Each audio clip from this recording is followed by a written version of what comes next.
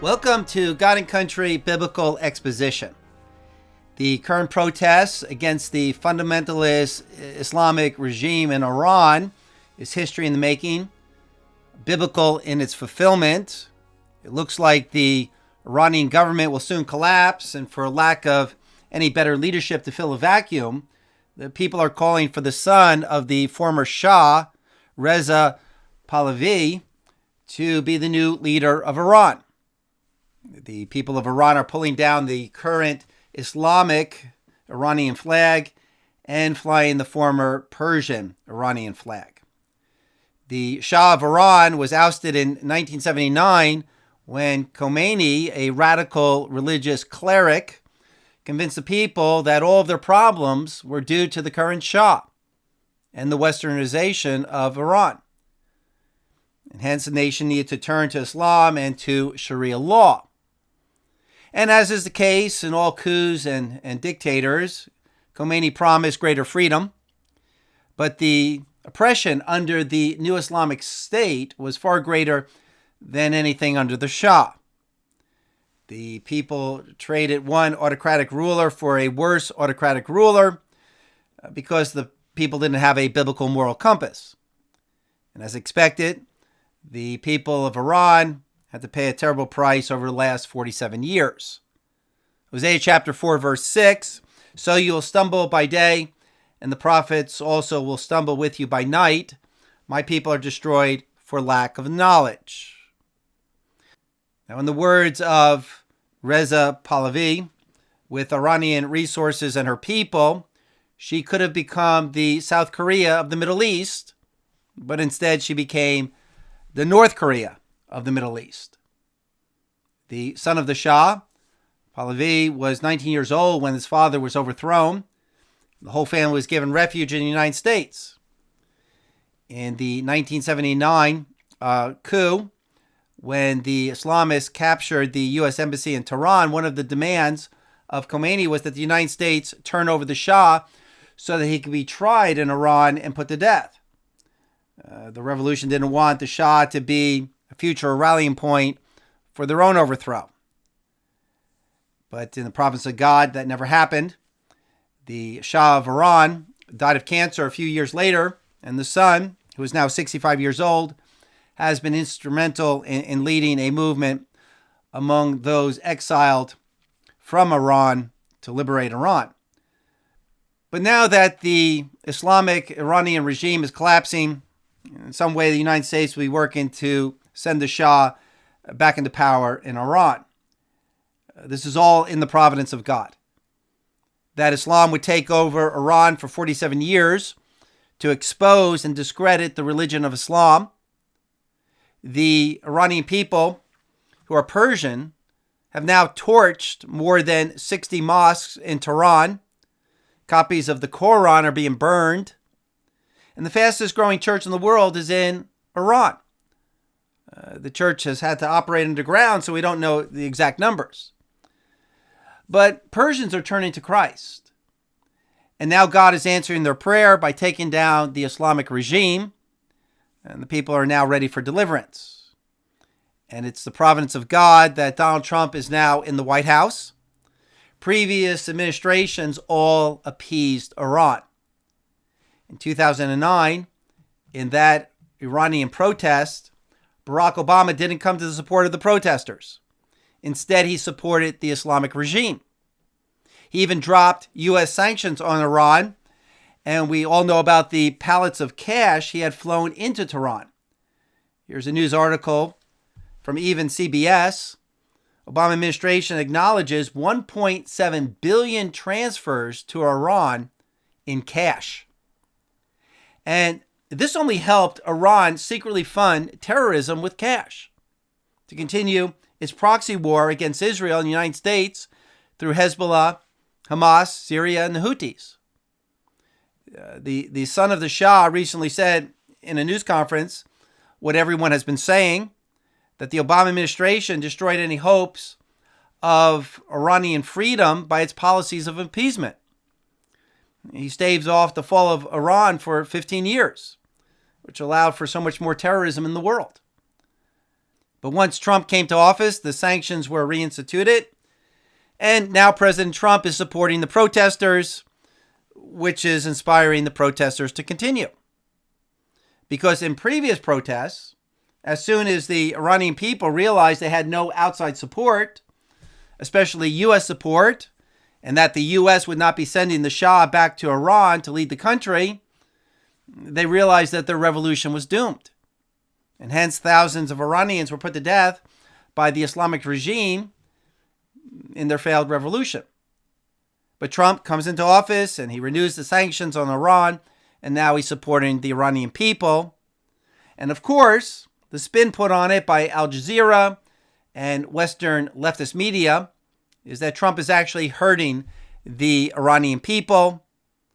But the sanctions are exactly what the Iranian people want. Because all of that oil money isn't going to the people, but it's being taken to prop up the Islamic regime in Iran. Last week, Trump greatly helped the Iranian people by posting on social media, quote, "Iranian patriots, keep protesting. Take over your institutions. Save the names of the killers and abusers. They will pay a big price.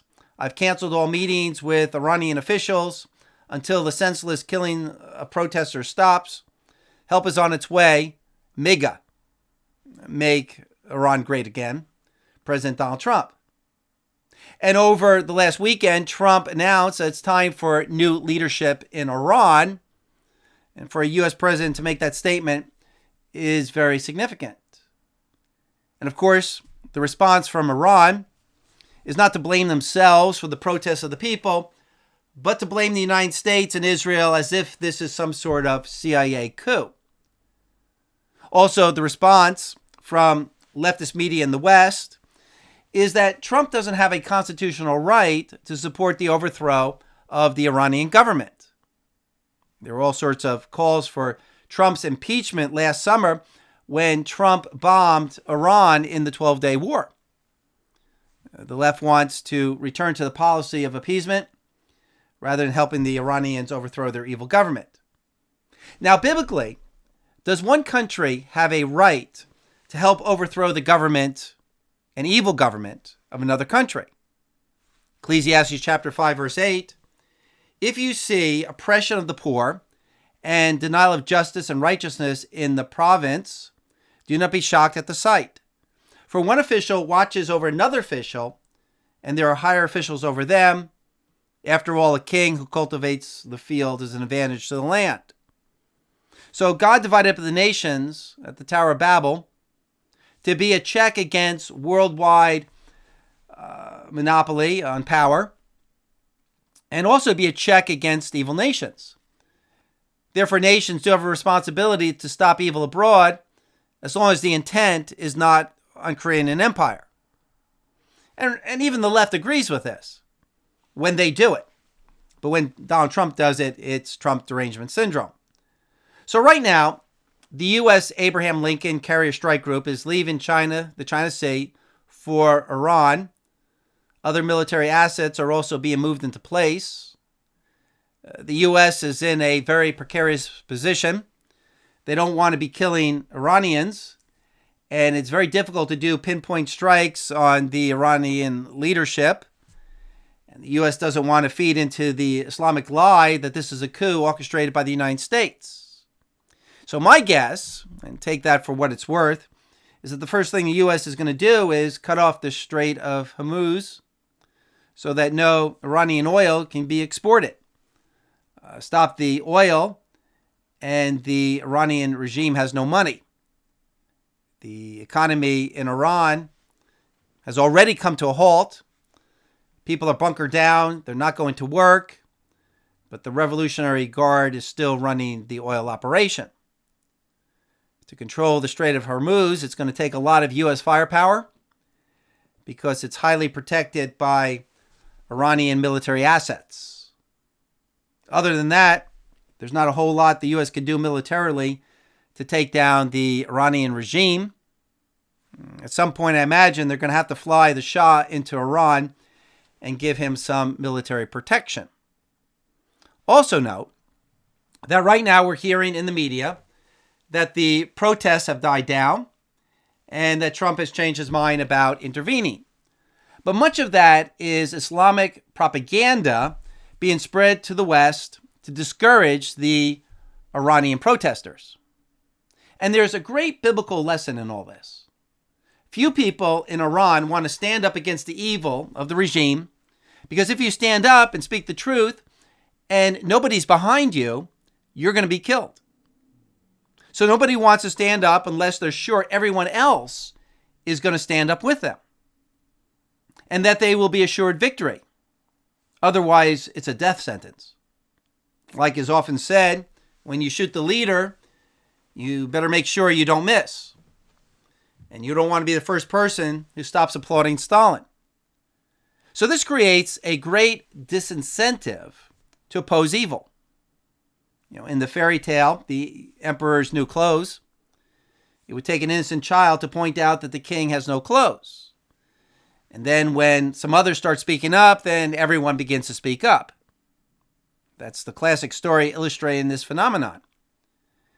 The point is that people will often put themselves before truth. And we've seen that recently in the COVID scare. And this reluctance to stand up is understandable. As Jesus said, we must be as wise as serpents and as harmless as doves. And we shouldn't throw our pearls before swine, otherwise they're going to turn and strike us. Even Jesus didn't go back into Judea until it was his time to go to the cross. But nevertheless, what makes Christians unique is that we put truth above our popularity, above our friends, above our careers, our jobs, even our very lives. And because of that, we change the world for good. While the compromisers and those who appease for the sake of their own welfare actually make the world a worse place. Now, as far as how Christians are to practice civil disobedience in Iran, explaining that could take a whole program in itself. But in short, Christians need to engage in passive civil disobedience, not active civil disobedience. To do no harm, to do no violence, unless they're recruited by the military under the authority of another magistrate, such as the Shah, then under the authority given to the state, Romans chapter 13, Christians then can use the power of the sword to stop evil, and they must use the power of the sword. So for now, the church in Iran would not be throwing, the bricks and burning down buildings, but they can be instrumental in instructing the population in regard to the evil of the false prophet Muhammad and Islam, teaching what is an antichrist government and the consequences thereof. And this lays the groundwork for real change, because it's first and foremost an ideological moral battle. It's a truth war. Now let's get back to the main subject. This revolution in Iran is biblically prophetic. It appears to be part of God's plan to reestablish a nation of Israel for the last days. Zechariah chapter 10, verse 8. I will whistle for them to gather them together, for I have redeemed them, and they will be as numerous as they were before when I scattered them among the peoples. They will remember me in far countries, and they with their children will live and come back. Speaking about the Jews. Last Friday, Reza Pahlavi, the son of the former Shah, the new Shah living in America, gave a news conference, and he stated that the current Islamic regime in Iran does not represent the Iranian people. That the new regime, this regime will fall, and the Iranian people are asking him to help them set up a new government. And the Shah stated that this new government will become a friend to Israel and the United States. And as the Saudis made an agreement with Israel called the Abraham Accords, the Shah wants Iran to create a Cyrus Accord, whereby Iran would be a help to Israel rather than, like the current regime, making their goal the destruction of Israel. So rather than reading his quote, let's hear from the Shah himself. In a free Iran, our resources and ingenuity will drive prosperity at home and strengthen global supply chains, including America's. A free Iran will be a game changer for peace in the Middle East and for Iran's relations with the United States and the West. The Iranian people love America and hate this regime. After its collapse, instead of death to America, the world will find a nation that embraces America as a true friend. President Trump brokered the Abraham Accords, bringing peace between Arab nations and Israel. I see extending this idea to a free Iran through what we could call the Cyrus Accords, honoring our ancient heritage of tolerance and partnership. The possibilities are endless. The game changer is enough is enough. The game changer is these people deserve better. And they have proven that unlike this regime that hates the Western world in particular, and particularly the United States, that wants to wipe off a country off the map of the world, we as Iranians are committed to a different future. I went to Israel 2 years ago to show that we are the descendants of Cyrus the Great, who 25 centuries ago helped Jewish slaves be freed from the Babylonian government, helped them rebuild the temple in Jerusalem,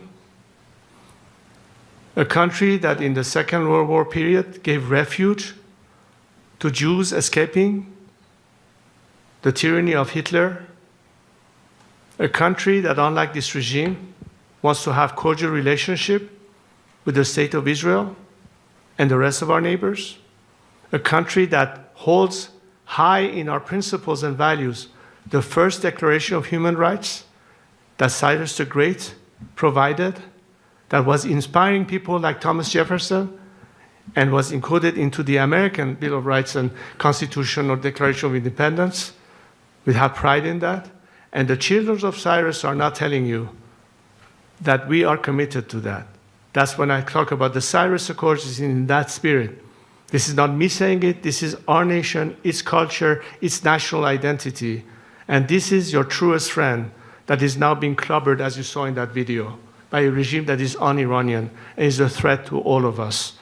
And this is what's at stake, simply at the end of the day. So it's better for all of us to now think of how different the world will be with a liberated Iran. And this is our moment in time. This is Iran's chance to finally, after 47 years, liberate itself.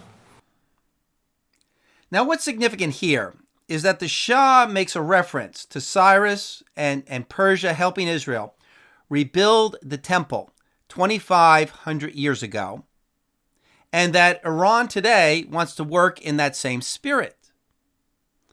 Now, this is a reference to the book of Ezra and King Cyrus of Persia, Iran, which Israel was under at that time, funding and supporting the rebuilding of the Second Temple in Jerusalem.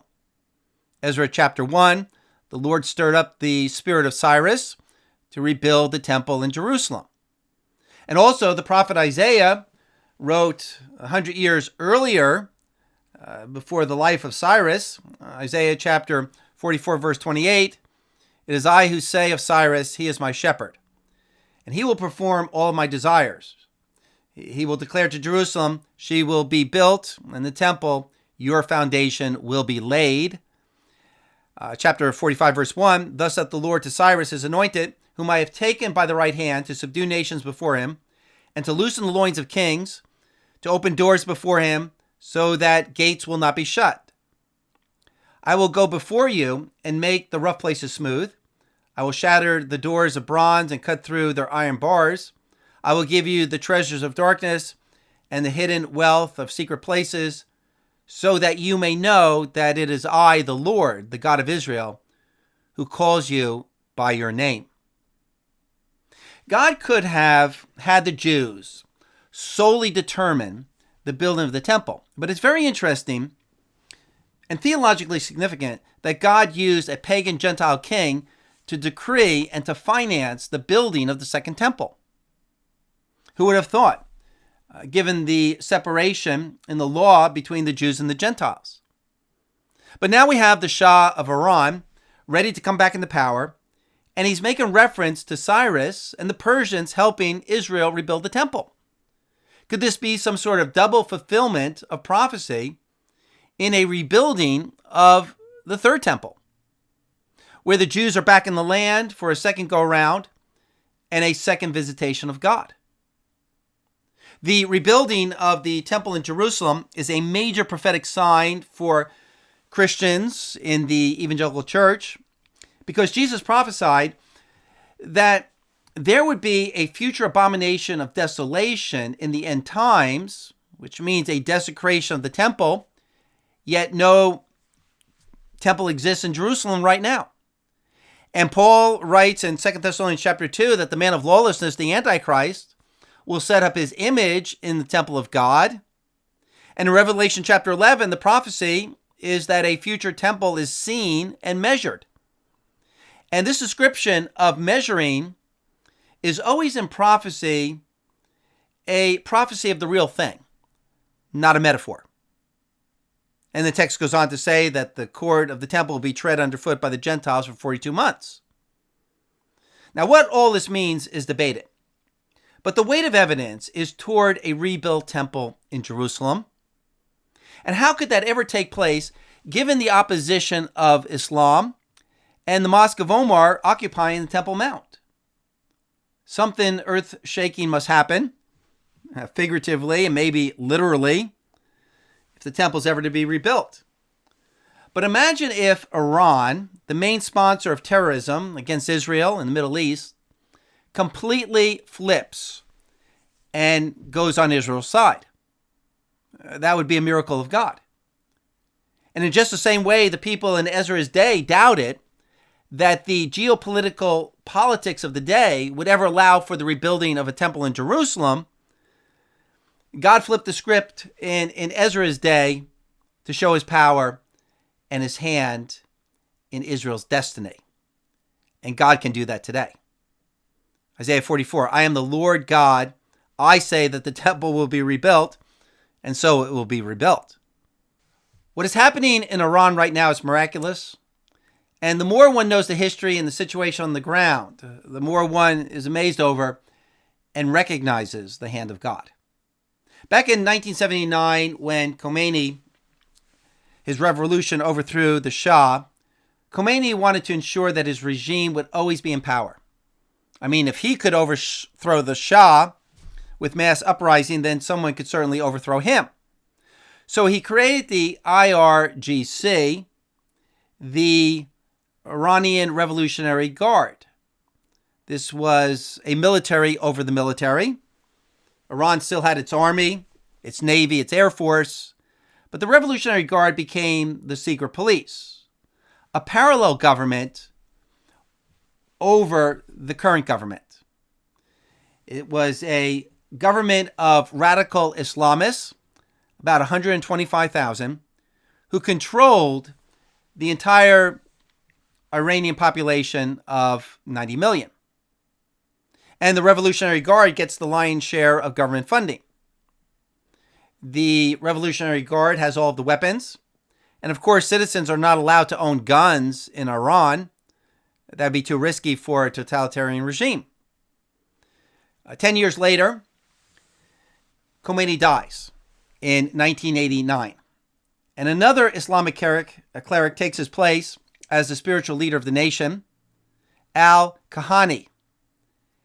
And what he says goes. The president of Iran is just a puppet. The mosque is above the state. Al-Kahani then transforms the Revolutionary Guard into a shadow state and a military elite that controls all of Iran. And it siphons off all of the money from the Iranian people.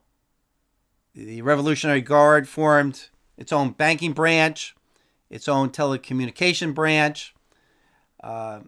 They took control of the oil industry and all infrastructure projects in the state. And all money and all businesses were directed toward the Revolutionary Guard.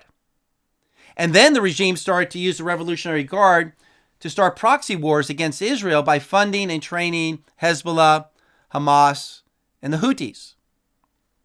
After the Arab Spring in Yemen, Iran took advantage of the power vacuum to create the Houthis with their mission of destroying Israel. And these Islamic groups are not simply aligned with Iran.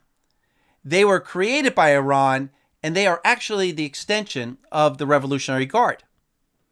They call it their axis of resistance. And Iranian oil confiscated from the Iranian people are paying for all this. If one cuts off the head of the snake, Iran and the Revolutionary Guard, the whole jihadist movement crumbles. Now, there's so much more that can be said about all this, but here's the point. If you're the average Iranian citizen or you're a Christian in Iran, what can you do about all this? You don't have any clout. You don't have the organization because such organizing is illegal. You don't have any weapons. You don't have any money. You don't have the buildings. You don't have the businesses. You don't have the media. There's nothing you can do to stop the evil. You don't have the power. Ecclesiastes chapter 4, verse 1. Then I looked at all of the acts of oppression which were being done under the sun. And behold, I saw the tears of the oppressed, and they had no one to comfort them. And on the side of the oppressor was power, but they had no one to comfort them. So all one can do is turn to God. And if a people turn to God in truth and pray, be assured God will supernaturally remove evil. And there are hundreds of texts in Scripture that point this out, which we don't have time to cover. Now, one might say the protests in Iran erupted because of the economic collapse brought about by Trump's sanctions. Well, who put Trump into office at this time in human history? God. And it wasn't just the sanctions. The final straw was the drought. The people had no water. And that was a problem that the Revolutionary Guard couldn't solve. The drought was an act of God. Isaiah chapter 50, verse 2. Is my hand so short that it cannot ransom? Or have I no power to deliver? Behold, I dry up the sea with my rebuke. I make the rivers a wilderness. Their fish stank for lack of water and died of thirst. One final thought. The collapse of Iran is upsetting the entire leftist narrative of Islam is being oppressed and Israel and the United States are the oppressors. When the Iranians themselves, who have lived under Islam for 50 years, are saying that Islam is the oppressor and we love Israel and the United States. The fall of Iran threatens the entire leftist narrative against Israel, and the fall of Iran will change the entire power structure in the Middle East. Well, that's all for now. As these events unfold, I'll visit this subject again. Psalm 122:6, pray for the peace of Jerusalem. May they prosper who love you. Thanks for listening. Subscribe, like, share, leave a comment below, and may Jesus Christ reign.